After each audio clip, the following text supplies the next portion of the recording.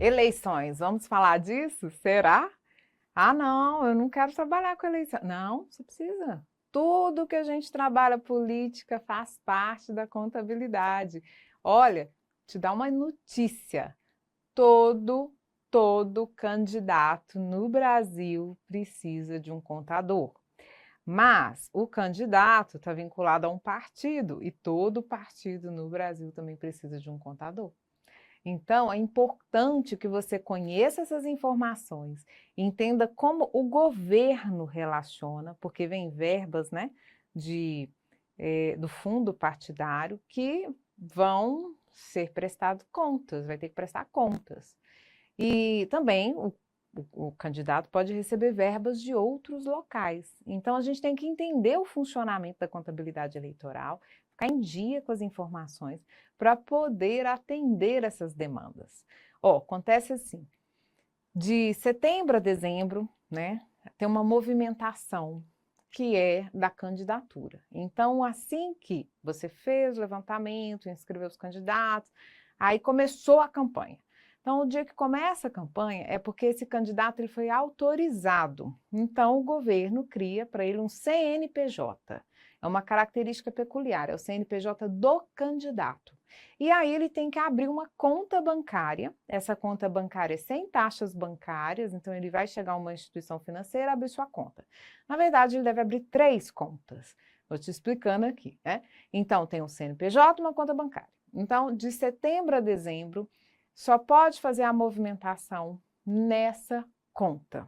Não mistura conta do candidato, pessoa física, com a conta do CNPJ, que é o candidato, a campanha. As principais fontes de recursos que a gente tem para executar a campanha é a do próprio candidato, geralmente ele entra com um volume de recursos, né, que é dado inicialmente na campanha. Doações financeiras, aí a gente tem que ter até um registro sobre isso. As doações financeiras só podem vir de pessoas físicas. E ela não pode ultrapassar 10% dos rendimentos que foram declarados no imposto de renda do ano passado. Então, ela tem que, fez a declaração em abril, qual foi o total do rendimento dela? Ela não pode doar mais de 10%. Isso, claro, porque senão vai ser glosado, vai dizer que a sua prestação de contas, essa pessoa não tinha condições de doar tudo isso, né? Doações de outros partidos ou candidatos, também é uma fonte de recurso que pode acontecer. E o fundo partidário, porque todo partido recebe, né, e aí ele distribui com os candidatos. Tem, então, um fundo especial de financiamento de campanha. Esse fundo especial de financiamento de campanha tem algumas regras para que ele possa acontecer. E no momento, até 2030, né, a gente vai ver aí que tem alguns benefícios para mulheres e para candidatos negros. A conta bancária deve, então, se criar 3, por quê? Você vai fazer a do fundo especial, que é da campanha, a do fundo partidário, que é que você recebeu do partido, e a da outros recursos, que é que chegou com o seu capital, com o dinheiro que o candidato, né, se você é o candidato, mas assim, com o dinheiro que o candidato colocou, com a doação que você fez para o candidato, tá? Então, isso a gente coloca na outra conta, e aí fica então 3. É o Fundo Especial de Financiamento da Campanha, que é o FEFEC, o Fundo Partidário e os outros recursos. Separa nas contas que vai facilitar. As contas bancárias, então, tem movimentação assim. As fontes que a gente não pode receber dinheiro para campanha eleitoral. Pessoa jurídica. No Brasil, nós não podemos receber recursos de pessoa jurídica. O empresário pode doar como pessoa física. Tem o limite de 10% do que ele declarou no imposto de renda passado, tá? Mas pessoa jurídica não pode. Origem estrangeira, não pode. Não pode vir dinheiro do exterior. Pessoa física permissionária de serviço público. Então, um servidor público, ele não pode dar dinheiro para o candidato.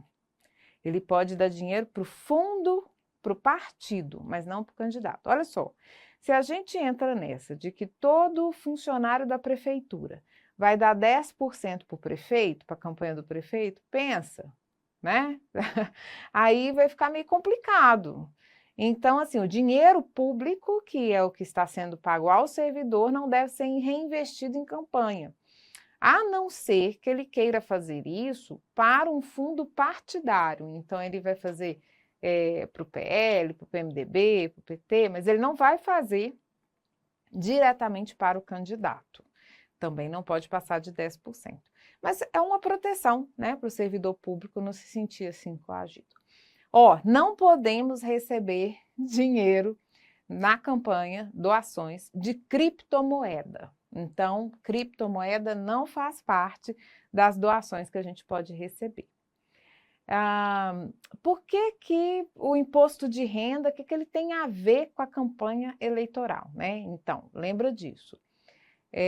A gente tem que registrar a doação de todos os pagamentos, a origem, veio de onde, né? E tem que ser, então, da pessoa física. E ela só pode doar 10% do declarado como renda no ano anterior. Esse controle precisa existir, porque senão você vai ter que se explicar em relação a isso, né? A sua prestação de contas não é aprovada.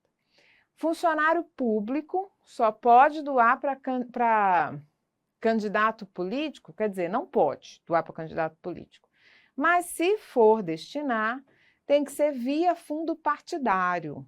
E aí, lá no fundo partidário, você não tem certeza que vai para aquele candidato, né? Então, ok, 10% da renda declarada no imposto de renda. Quando abre, se você for fazer, por exemplo, uma política, um portal de doação, abrir lá na internet o meu portal de doação, e aí, antes dele entrar no ar, o candidato precisa homologar no Tribunal Superior Eleitoral para que tenha a possibilidade de receber com aquele meio.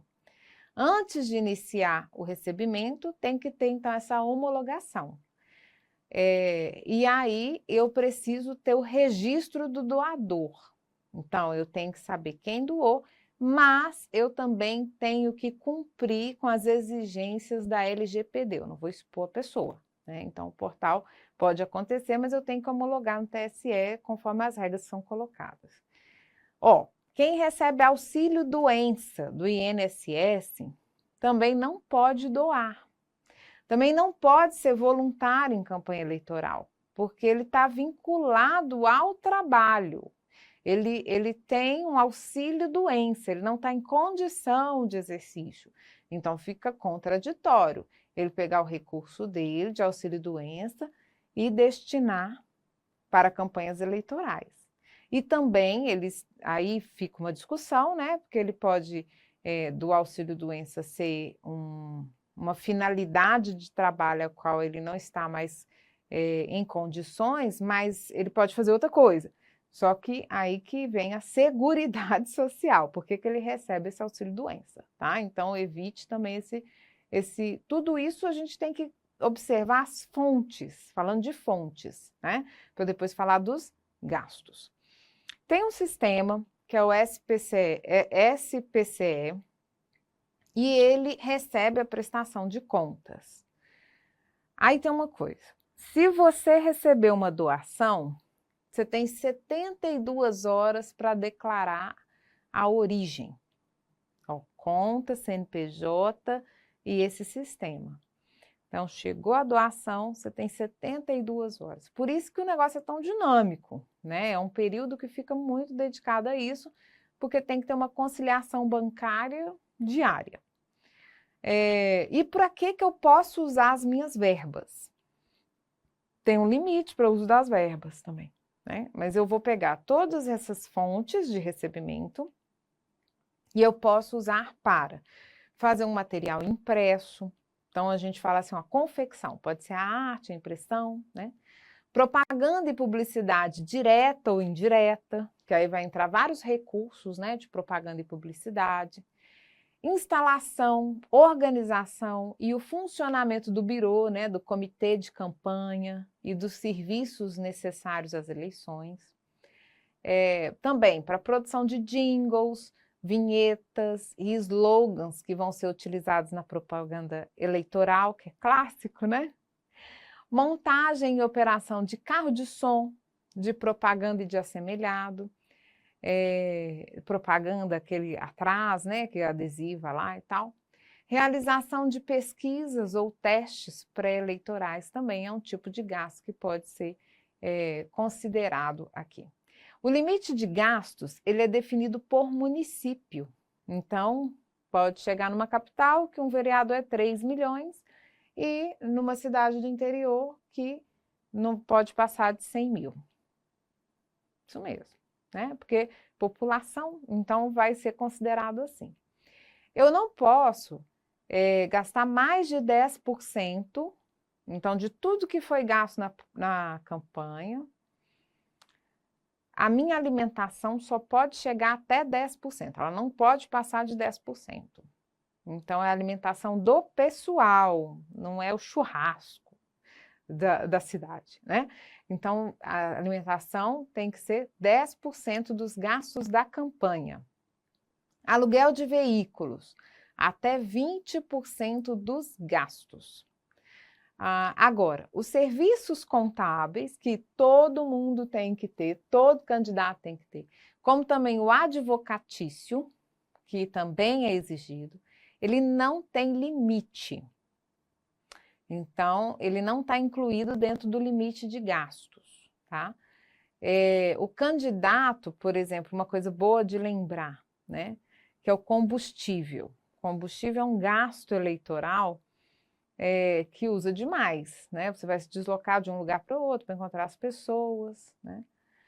O candidato só pode ter combustível como gasto eleitoral se apresentar documento fiscal da despesa no CNPJ da campanha. Se ele errar a mão lá e passar o cartão dele no lugar do CNPJ da campanha, não serve, não vai ser utilizado. E qual que é o limite? Se a gente for fazer uma carreata, o limite é de 10 litros por veículo. Para o pessoal não abastecer o tanque, né? 10 litros de veículo, 10 litros por veículo, a carreata. Veículos que são utilizados, os locados ou os cedidos, precisam ser declarados. Então, eles entram como recursos que são declarados. E precisam ter o relatório semanal do volume de litros, para evitar, né? Então, a gente tem que mandar um relatório semanal. Agora, ainda sobre o controle de gastos, né? Eu vou pagar, estou pagando uma pessoa. Aí chegou lá, a pessoa falou comigo, eu falei, qual que é seu Pix? Ah, meu Pix é meu celular. Aí você digita o celular da pessoa e paga. Não pode. O Pix da pessoa tem que ser ou CPF ou CNPJ. Então, eu estou pagando a rádio. Tem que ter o CNPJ deles. Eu estou pagando para aquela instituição, no CNPJ dela. A chave dela é o CNPJ. E a chave da pessoa que está fazendo aqui o trabalho tem que ser o CPF, não pode ser o celular. Isso é complicado e precisa ser pensado, porque para você escolher, inclusive, assim, pequenos movimentos que você tem de alcançar resultado, né, no curto prazo da campanha, que é muito instantânea, a gente tem que sempre lembrar isso. Tem que pagar o CPF ou o CNPJ, senão não entra na prestação de contas. A multa por exceder o limite de gastos é de 100% da quantia que excedeu o limite. Então, vamos considerar, você mandou lá uma prestação de contas e você passou na alimentação. Então, a multa é grande, é 100% da quantia que exceder o limite. A Lei 9.504 de 97, que fala da Lei das Eleições. E ela exige, né, determina, está lá definida, que todo candidato precisa contratar contador e advogado. Entendeu? Todo candidato tem um CNPJ e ele precisa contratar um contador e um advogado. O contador assina o contrato com o candidato, como pessoa física. Tá? Então, se você quiser conhecer contadores que têm hoje atendido os candidatos, você pode ir no Tribunal Regional Eleitoral e conhecer o nome de todos os contadores que estão atendendo os candidatos. O honorário do contador atuante na campanha eleitoral não pode ser de voluntário, né? Ah, sou voluntário nessa campanha, Não, tem que ser remunerado. Agora, olha que interessante. Como ele não está no limite de gastos, ele pode ser pago por uma pessoa física que não seja o candidato. Então, fala assim, ó, esse empresário aqui está me apoiando, né? Então, ele, pessoa física, vai te pagar. O contrato é comigo, ele vai te pagar. Só que é o seguinte, eu não posso exigir aqui 50 mil reais de honorário e essa pessoa me pagar se isso não representar 10% do que ele declarou no imposto de renda do ano passado, tá? Então, eu tenho que estar muito atento com os limites para ver, essa pessoa que vai me pagar, isso é 10% da renda dela do ano passado? Se for, nós temos um impedimento, a gente vai ter que ter mais alguém, né? Tomara a gente receba 50 mil reais de honorário, né? Aí depende.